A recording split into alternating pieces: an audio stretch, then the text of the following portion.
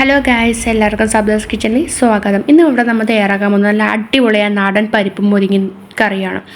ആദ്യം ഒരു പ്ലേറ്റിലേക്ക് മുരിങ്ങ മാറ്റുക. അതിനുശേഷം മറ്റൊരു പ്ലേറ്റിലേക്ക് ഒരു മൂടി തേങ്ങയും പരിപ്പും വെളുത്തുള്ളിയും കുരുമുളകും ജീരകവും മാറ്റുക. പരിപ്പ് നന്നായി കഴിയാൻ ശേഷം കുക്കറിലേക്ക് അതിടുക. അതിനുശേഷം 2 ബൗൾ വെള്ളം അതിലേക്ക് ചേർക്കുക.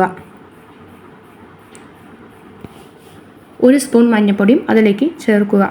അതിന് 2 വിസിലാണ് ആവശ്യം.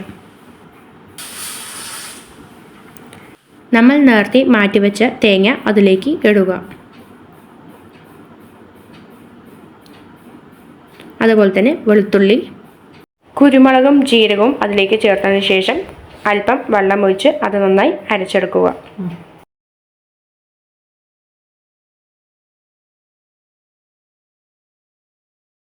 കുക്കർ തുറന്നതിന് ശേഷം അത് നന്നായി വെന്തോന്ന് നോക്കുക. വെന്തതിന് ശേഷം അതിലേക്ക് 1 സ്പൂൺ മുളക് പൊടി, 1/2 സ്പൂൺ മല്ലിപ്പൊടി, 1/4 സ്പൂൺ മഞ്ഞൾപ്പൊടി അതിലേക്ക് ചേർക്കുക.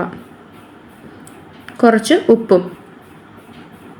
അതിനുശേഷം നന്നായി തിളപ്പിക്കാൻ വയ്ക്കുക. നമ്മൾ നേരത്തെ അരച്ച് വെച്ച തേങ്ങയും അതിലേക്ക് ചേർക്കുക. എന്നിട്ട് നന്നായി മിക്സ് ചെയ്ത് കൊടുക്കുക.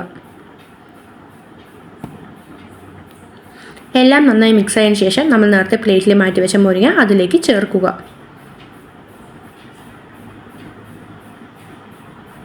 അതിനുശേഷം മറ്റൊരു ബൗളിലേക്ക് കറി മാറ്റുക.